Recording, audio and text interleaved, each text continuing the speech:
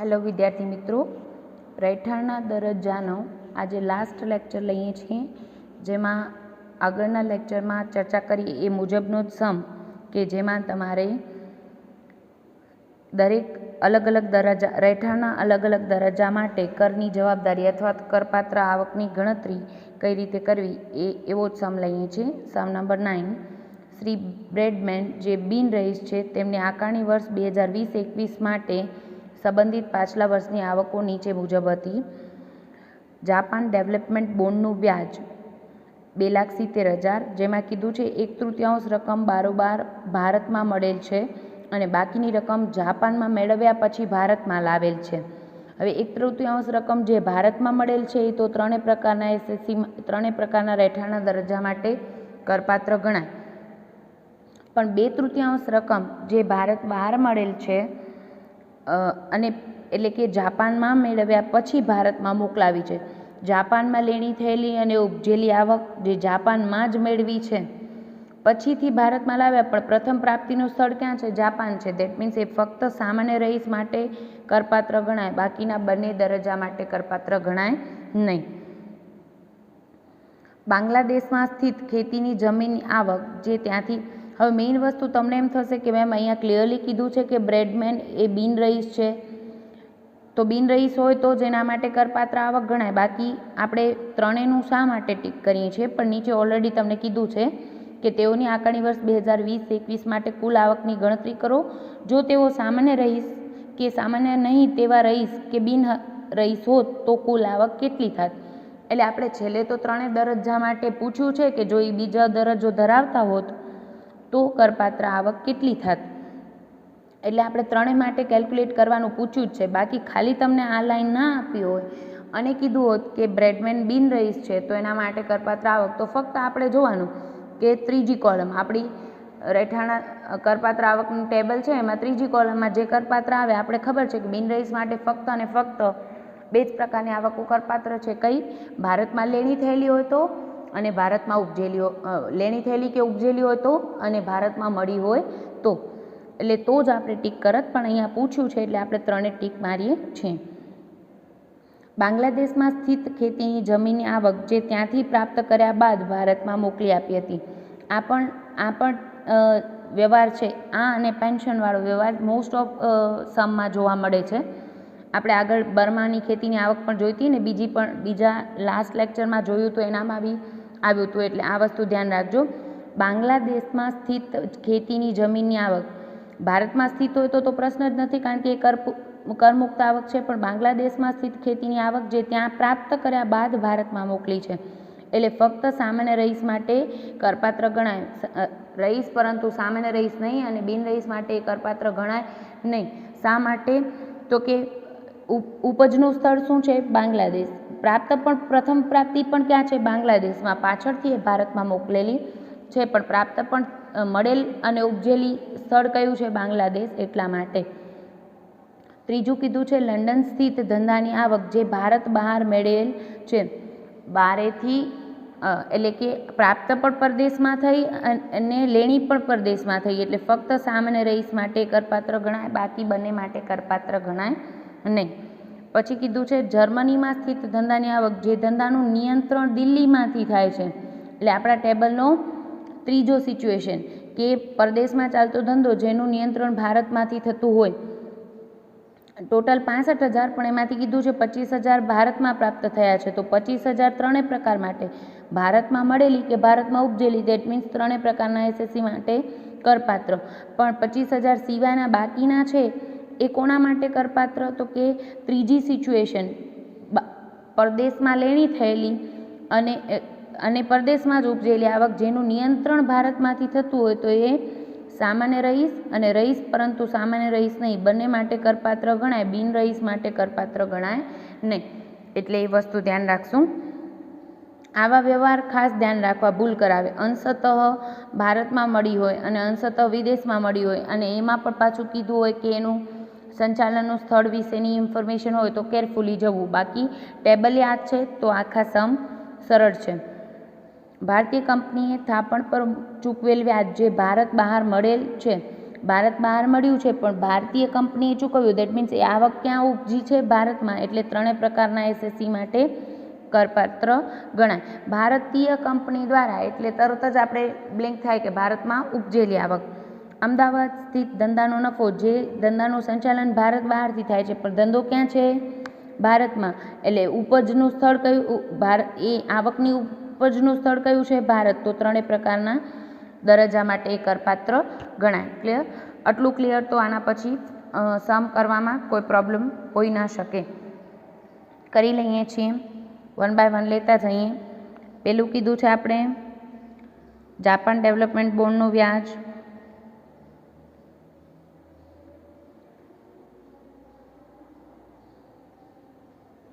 એમાં કીધું છે 1/3 રકમ ભારતમાં મળેલ અને 2/3 જાપાનમાં. તો આપણે હમણાં જ વાત કરી, ભારતમાં મળેલ છે ટોટલ છે 2,70,000, એમાંથી 1/3 એટલે કે 90,000 એ ભારતમાં મળેલ. તો ત્રણેય પ્રકારના માટે કરપાત્ર. પણ જે ભારત બાકીની રકમ જાપાનમાં મેળવ્યા પછી ભારતમાં મોકલાવ્યું, પણ પ્રથમ પ્રાપ્તિ ક્યાં છે? જાપાનમાં. એટલે ફક્ત સામાન્ય રહીશ માટે 2,70,000ના 2/3 એટલે 1,80,000 ફક્ત સામાન્ય રહીશ માટે કરપાત્ર ગણાય. બીજું છે આપણું બાંગ્લાદેશમાં સ્થિત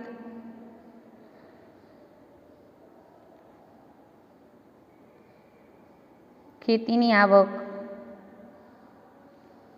બાંગ્લાદેશમાં સ્થિત ખેતીની આવક જે ત્યાં પ્રાપ્ત કર્યા પછી પાછળથી એ આવક ક્યાં મોકલી છે? ભારતમાં મોકલી છે. પણ પ્રથમ પ્રાપ્તિનું સ્થળ ક્યાં છે? બાંગ્લાદેશમાં. ત્યાં જ લેણી થઈ, ત્યાં જ ઉપજેલી આવક ત્યાં જ મળી છે. તો ફક્ત અને ફક્ત સામાન્ય રહીશ માટે જ કરપાત્ર ગણાય.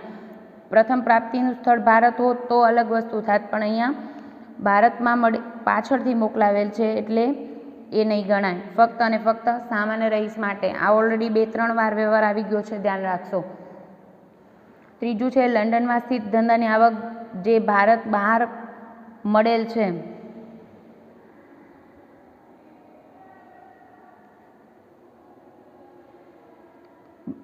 પરદેશમાં જ લેણી થઈ આવક અને પરદેશમાં જ મળી છે, તો એ ફક્ત સામાન્ય રહીશ માટે જ કરપાત્ર ગણાય, 5,50,000.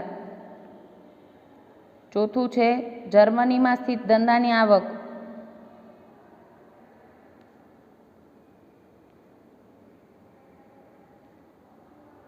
ક્લિયરલી કીધું છે જેનું નિયંત્રણ દિલ્હીમાંથી થાય છે, જેનું નિયંત્રણ ભારતમાંથી થાય છે.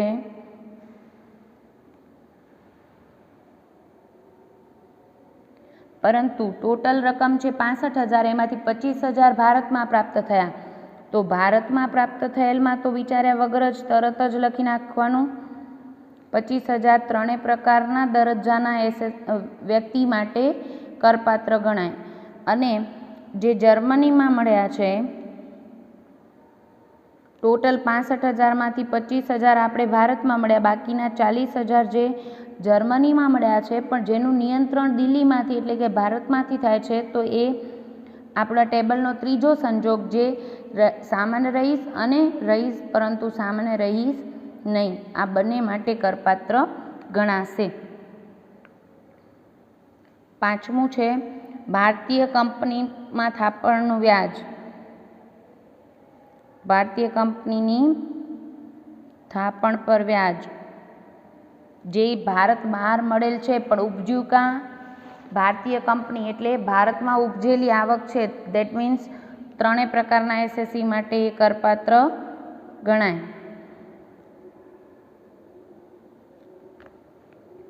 છઠ્ઠું છે આપણે અમદાવાદ સ્થિત ધંધાનો નફો.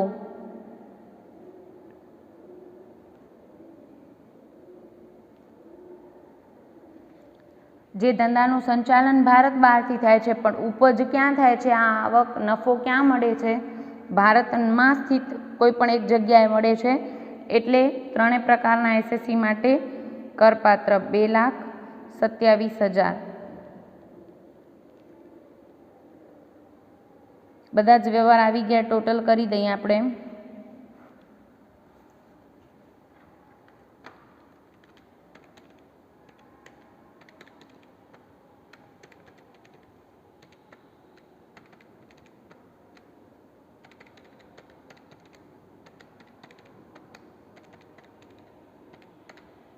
₹12,45,000 જો બ્રેડમેન છે એ સામાન્ય રહીશ હોત, રહીશ અને સામાન્ય રહીશ હોત તો એના માટે કરપાત્ર આવક 12,45,000. 3 વસ્તુ માઇનસ કરી નાખીએ. 1,80, 93 અને 5,50 એટલે મળશે 4,22,000. જો બ્રેડમેન રહીશ પરંતુ સામાન્ય રહીશ નહીં નો દરજ્જો ધરાવતા હોત તો એની કરપાત્ર આવક 4,22,000 અને જો તેઓ બિન રહીશ હોત તો કરપાત્ર આવક 3,82,000 થાત. ક્લિયર? આ લાસ્ટ લેક્ચર છે એટલે હજી આપણે એક સમ લઈએ છીએ કે જેમાં આખા ચેપ્ટરનું રિવિઝન થઈ જતું હોય. કે પહેલાં આપણે આ ચેપ્ટરમાં શીખ્યા શું આપણે તો કે પહેલે રહેઠાણનો દરજ્જો કયો છે એ નક્કી કરવા માટે મૂળભૂત શરતો અને વધારાની શરતોની ચકાસણી કરી. એના પછી દરેક દરજ્જા માટે રહેઠાણના કયા દરજ્જા માટે કઈ આવક કરપાત્ર ગણાય એવા સમ પણ કર્યા. અત્યારે લઈએ છીએ ઉદાહરણ 10 કે જેમાં બંને આવી જતું હોય. પહેલે રહેઠાણનો દરજ્જો નક્કી કરો ને પછી એ વ્યક્તિની આવક કરપાત્ર કેટલી ગણાશે એ જણાવવાનું હોય. ઉદાહરણ 10 લઈએ છીએ. શ્રી કુમાર તારીખ 20/10/2019 રોજ ભારતની મુલાકાતે આવે છે અને 30/4/2020 સુધી ભારતમાં રોકાય છે. આ અગાઉના પાછલા વર્ષોના તેમના ભારતમાં વસવાટના દિવસો આપેલા છે. 2015-16 માટે ભારતમાં જ વસવાટના દિવસો કેટલા કહી દીધું છે. 2016-17 માટે 120 દિવસ, 2017-18 માટે 240 દિવસ, 2018-19 માટે 238 દિવસ. પછી કીધું છે જો તેઓ ભારતીય નાગરિક હોય તો આકારણી વર્ષ 2020-21 માટે તેમના રહેઠાણના દરજ્જાની ગણતરી કરો અને તેના સંદર્ભમાં નીચે દર્શાવેલ આવકો ધ્યાનમાં લઈને તેમની કુલ આવકની ગણતરી પણ કરો. એટલે પહેલે રહેઠાણનો દરજ્જો નક્કી કરો ને જે દરજ્જામાં આવતા હોય એના માટે જ ફક્ત આપણે જે દર વખતે 3 કોલમ બનાવતા હતા એમ નહીં, એ કયા રહેઠાણનો દરજ્જો ધરાવે છે એ જ ફક્ત એના માટે કેટલી કરપાત્ર આવક ગણાશે એ તમારે કહેવાનું છે. તો પહેલી આવક કીધે છે વિદેશી જામીનગીરીનું વ્યાજ. અત્યારે આપણે ટીક નહીં કરી શકીએ કારણ કે દરજ્જો કયો આવશે એના આધારે આપણે ખબર પડશે કે એના માટે એ કરપાત્ર ગણાય કે નહીં. તો આપણે એના માટે જે ટેબલ જોયું હતું ત્યારે પણ મેં વાત કરી હતી. આપણે ઓલરેડી આ ટેબલ જોયું છે અને ટેબલ યાદ પણ આપણે આ રાખ્યું છે. ક્લિયર? કે 5 પ્રકારની આવકમાંથી કયા માટે કરપાત્ર ગણાય. તો આના આધારે પણ તમે નક્કી કરી શકશો. પણ નહીંતર ઓલરેડી આપણે એનું શોર્ટમાં પણ જોયું હતું કે જો એ સામાન્ય રહીશ હશે તો એના માટે ફક્ત બધી જ આવકો કરપાત્ર ગણાય. ખાલી પાછલા વર્ષથી અગાઉના વર્ષની આવક હશે તો કરપાત્ર નહીં ગણાય. જો એ રહીશ પરંતુ સામાન્ય રહીશ નહીંનો દરજ્જો ધરાવતા હશે તો એના માટે કેટલી આવકો કરપાત્ર ગણાય તો કે એ ભારતમાં મળેલી હોય કે ભારતમાં ઉપજેલી આવક હોય અને પરદેશમાં મળેલી હોય તો જે ધંધાનું નિયંત્રણ અને સંચાલન ભારતમાંથી હોય તો જ એના માટે કરપાત્ર ગણાશે. જો ધંધાનું સંચાલન અને નિયંત્રણ પણ પરદેશમાં હશે તો એ એના માટે કરપાત્ર ગણાશે નહીં. અને અગાઉના વર્ષોનું આવક પાછલા વર્ષથી અગાઉના વર્ષોની આવક પાછલા વર્ષ દરમિયાન ભારતમાં લાવ્યા હશું તો એ પણ એના માટે કરપાત્ર ગણાશે નહીં. અને જો એ બિનરહીશનો દરજ્જો ધરાવશે તો ફક્ત ભારતમાં લેણી થયેલી અને ભારતમાં મળેલી આવકો જ એના માટે કરપાત્ર ગણાશે. બીજી કોઈ પણ આવક એના માટે કરપાત્ર ગણાશે નહીં. ક્લિયર? એટલે આપણે પહેલે દરજ્જો નક્કી કરશું ને એના આધારે નક્કી કરશું કે એના માટે એ આવક કરપાત્ર છે કે નહીં. પેલું કીધું છે વિદેશી જામીનગીરીનું વ્યાજ 1,80,000 જે પૈકી 40% જેટલી રકમ ભારતમાં સૌપ્રથમ વાર મળેલી હતી. એટલે એક તો ક્લિક થઈ જ જવું જોઈએ. 40% જે ભારતમાં મળી છે એ તો 3 પ્રકારના એસએસસી માટે કરપાત્ર ગણાશે. બાકીની 60% છે એ એનો દરજ્જો કેવો આવશે એના આધારે આપણે નક્કી કરશું. ભારતીય કંપનીના ડિબેન્ચર ઉપર વિદેશમાં મળેલ વ્યાજ 1 લાખ રૂપિયા કીધું છે. પણ ભારતીય કંપનીના એટલે એ ડિબેન્ચર ઉપર જે વ્યાજની આવક લેણી ક્યાં થઈ છે ભારતમાં, એટલે 3 પ્રકારનો કોઈ પણ એસએસસી હશે એના માટે એ વ્યાજ કરપાત્ર ગણાશે. અમદાવાદમાં આવેલ ધંધાનો નફો જેનું સંચાલન ભલે વિદેશમાંથી થાય છે પણ ઉપજનું સ્થળ કયું છે? ભારતમાં, એટલે એ પણ કોઈ પણ દરજ્જો આવશે તો પણ એના માટે કરપાત્ર ગણાશે. અને પછી કીધું છે ભારત બહાર આવેલ મકાનની ભાડાની આવક ભારતમાં લાવેલ હતા. હવે પહેલે ત્યાં મળી હશે ભારત બહાર મળેલી, અને ત્યાં જ ઉપજેલી આવક પાછળથી ભારતમાં લાવ્યા છે, એટલે ઉપજેલી પણ ત્યાં અને મળેલી પણ ત્યાં. તો એ જો સામાન્ય રહીશ હશે ને તો જ એના માટે કરપાત્ર ગણાશે, બાકી બંને સંજોગમાં કરપાત્ર ગણાય નહીં. પેલે દરજ્જો નક્કી કરી એના આધારે ડિસાઇડ કરશું કે કઈ આવક એના માટે કરપાત્ર છે. લઈ લઈએ ભારતમાં વસવાટના દિવસો કેટલા એની ગણતરી.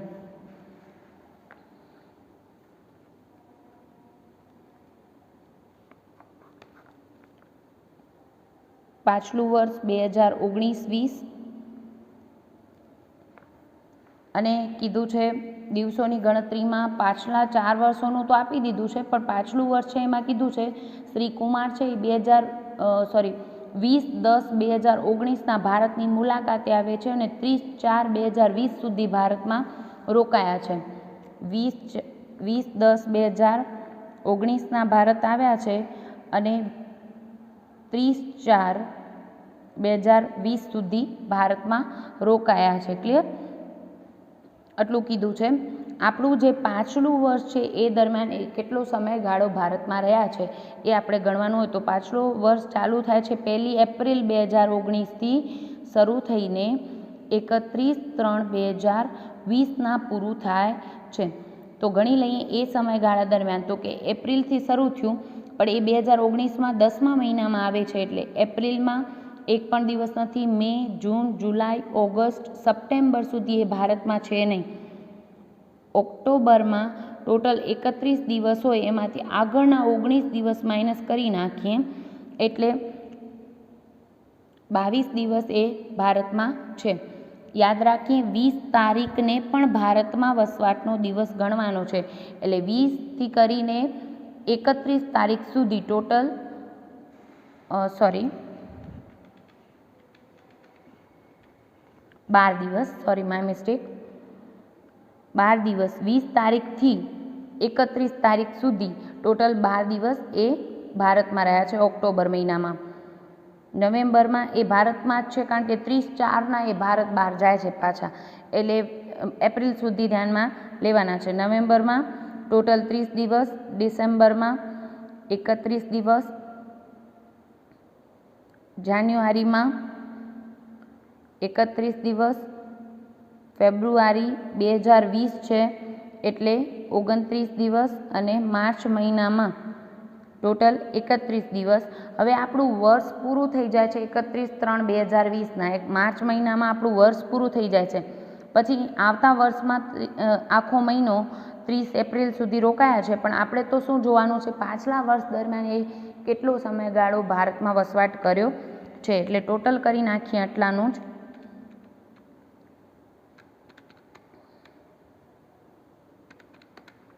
ટોટલ 164 દિવસ એ પાછલા વર્ષ દરમિયાન ભારતમાં રહ્યા છે.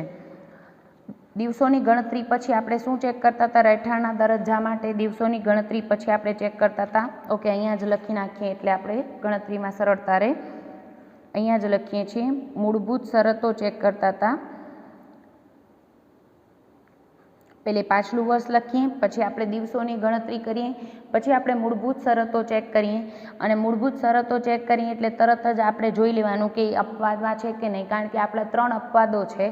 જો ભારતમાં વાણ પર કામ કરનાર વ્યક્તિ ભારત છોડીને જાય, બીજું જો ભારતીય વ્યક્તિ વિદેશ નોકરી કરવા માટે ભારત છોડીને જાય, ટ્રેનિંગમાં જાય તો નહીં હો, ભારતીય માલિક દ્વારા એને ટ્રેનિંગમાં મોકલવામાં આવે તો નહીં, કાયમ માટે ભારત નોકરી કરવા માટે જાય તો. અને ત્રીજું છે મૂળ ભારતીય વંશજ કે ભારતીય નાગરિક પાછલા વર્ષ દરમિયાન ભારતની મુલાકાતે આવે તો એના માટે એ શું છે શરત? એ 3 અપવાદમાં એવું છે કે બીજી શરતમાં 60 દિવસને બદલે એને 182 દિવસ લાગુ પડે. તો મૂળભૂત શરતો જેવું લખો એટલે તરત વિચાર લેવાનું કે આ અપવાદમાં આવે છે કે નહીં. તો મેં ઓલરેડી અંડરલાઇન કરી છે, એટલે રકમ વાંચતી વખતે તમારું ધ્યાન કદાચ ગયું હોય તો આપણે અહીંયા ક્લિયર કીધું છે શ્રી કુમાર ભારતની મુલાકાતે આવે છે. અને પછી અહીંયા રીડ કરતાં કીધું હતું કે જો તેઓ ભારતીય નાગરિક હોય. હવે ભારતીય નાગરિક કે મૂળ ભારતીય વંશજ જો પાછલા વર્ષ દરમિયાન ભારતની મુલાકાતે આવે તો એ શું ગણાય? અપવાદ છે. અને એના માટે શું છે આપણી બીજી શરતમાં 60 દિવસને બદલે 182 દિવસ લાગુ પડશે. લખી નાખીએ શરતો. પાછલા વર્ષમાં 182 કે તેથી વધુ દિવસ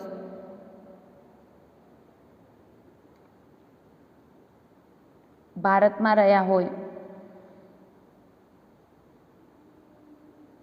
અથવા બીજી શરત છે, અહીંયા ધ્યાન રાખજો, પાછલા વર્ષમાં 182 દિવસ થઈ જશે, નહીંતર શું આવતું આપણું 60 દિવસ. પણ જો 3 અપવાદમાંથી કોઈ પણ એક સંજોગ હોય તો અહીંયા 182 કે તેથી વધુ દિવસ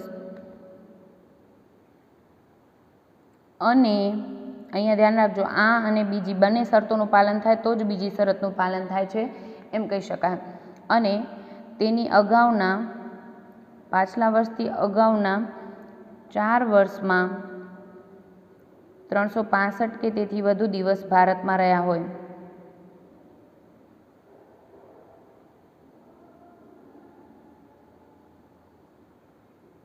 શરતો ચેક કરી લઈએ.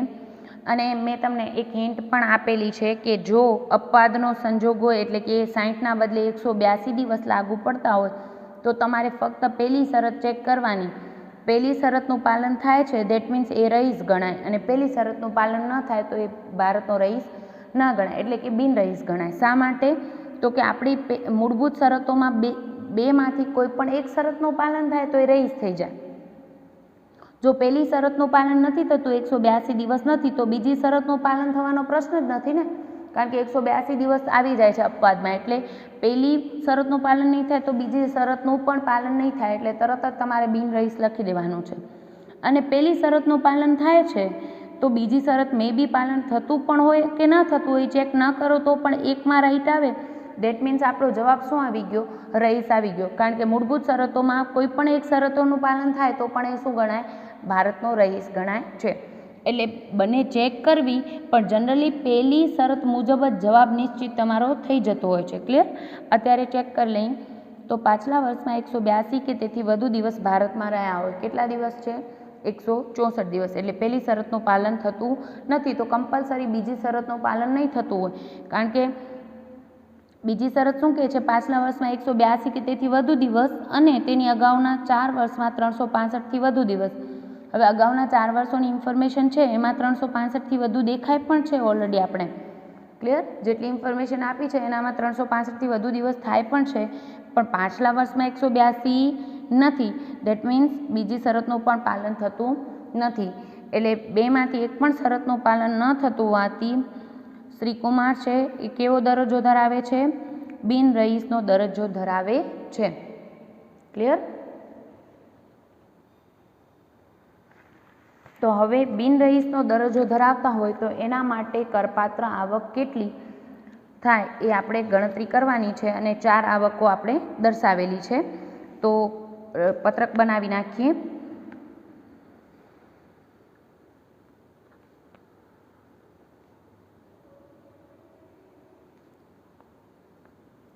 શ્રીકુમારની કુલ આવકનું પત્રક, અને ક્લિયર જ કીધું છે. ઓકે, અહીંયા ખાસ લખજો બિન રહીશ. હવે ત્રણેય માટે તમારે જોવાનું નથી, ફક્ત અને ફક્ત બિન રહીશ છે કુમાર, એના માટે કઈ આવકો કરપાત્ર ગણાય? તો કે મેં હમણાં જ તમને હિન્ટ આપેલી કે બિન રહીશ માટે ફક્ત અને ફક્ત કાં તો ભારતમાં મળેલી હોય અને કાં તો ભારતમાં ઉપજેલી હોય એવી આવકો જ કરપાત્ર ગણાય છે. ક્લિયર? એટલે સાવ સરળ બની જાય છે અહીંયા જ દાખલો. ખાસ પાછલું વર્ષ અને આકારણી વર્ષ લખવું.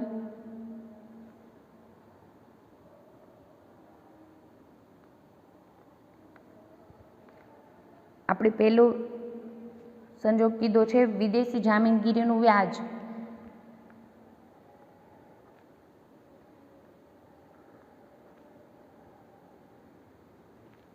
વિદેશી જામીનગીરીનું વ્યાજ જે પૈકી 40% જેટલી રકમ ભારતમાં પ્રાપ્ત થઈ છે, એટલે જે ભારતમાં પ્રાપ્ત થઈ છે એ આવક બિન રહીશ માટે કરપાત્ર ગણાય. ભારત બહાર પ્રાપ્ત થઈ છે એ બિન રહીશ માટે કરપાત્ર ગણાય નહીં. એટલે આપણી ટોટલ આવક છે 1,80,000, એના 40% એટલે કુલ 72,000.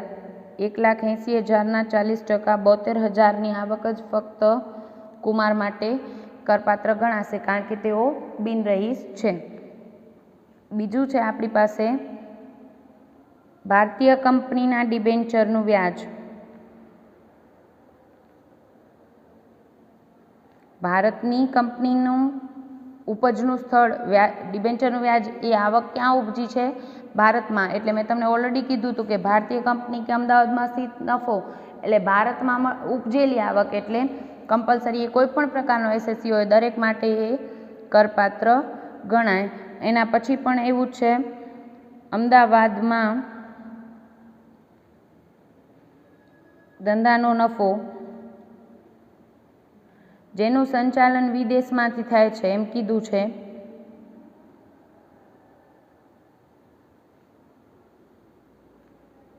હવે સંચાલન ગમે ત્યાંથી થાય છે, પણ અમદાવાદમાં સ્થિત, દેટ મીન્સ ભારતમાં ઉપજેલી આવક 14,25,000 ત્રણેય પ્રકારના એસએસસી માટે કરપાત્ર ગણાય. કુમાર બિનરહીશ છે તો એના માટે પણ કરપાત્ર ગણાય. ચોથું છે ભારત બહાર આવેલ મકાનના ભાડાની આવક.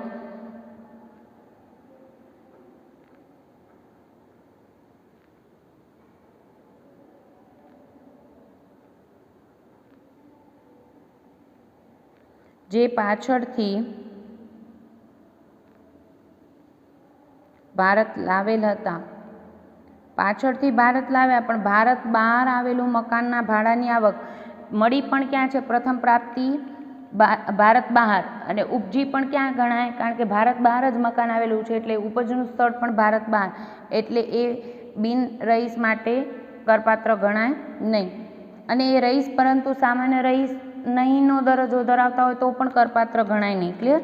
ફક્ત એ સામાન્ય રહીશ માટે જ કરપાત્ર ગણાય. ટોટલ કરી લઈએ, બધી જ આવકો આવી ગઈ એટલે 15,97,000.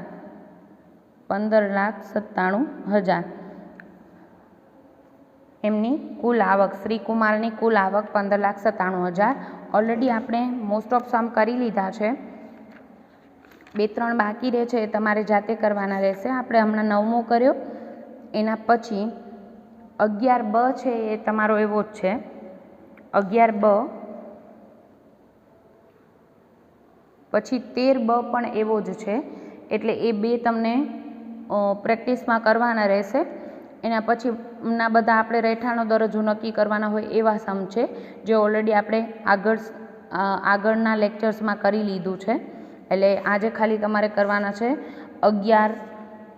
11B અને 13B. ક્લિયર?